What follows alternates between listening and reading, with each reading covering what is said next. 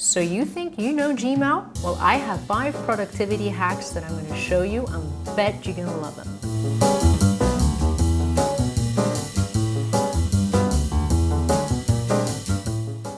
The first tip is how we can snooze messages. So in Gmail, what we're going to do is we're going to select this specific message and then we're going to click on snooze. I could even go ahead and pick a date and time if that's more convenient for me. Let's say here on this day at 9 a.m. this would be better for me. It disappears from my inbox, but it'll come back at the specific time. And if I want to have a look at it previously, before that specific time is triggered, I could just go ahead and say snoozed, and there you go, there's my message.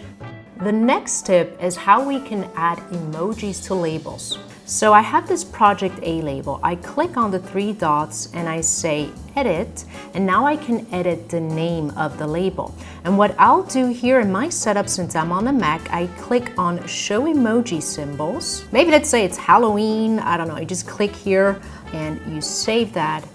And you see now here, the label has changed. It now contains an emoji. The third tip is to change our inbox type. So I'm going to go ahead and click on the gear icon. This will show the quick settings. And down here we see that this is the default inbox type. And I'm going to choose unread first. Now this is going to trigger a reloading of my inbox, and there you go. You see how now we have a separation between already read messages and our unread messages. The next tip is to create a task which is based upon a Gmail message. So let's say here we received this request for proposal, and I might want to take a note. I have a couple of different options. The first way is to just right click on it and then say add to task. Or I also could do the following. I can just open up my tasks, and by the way, this is my task list, and I can simply drag and drop this into my task list. There you go, request for proposal. I might want to add some details. Check with designer first, and let's add a due date, let's say like so. I'm just adding some random time so that you see how this works. There you go.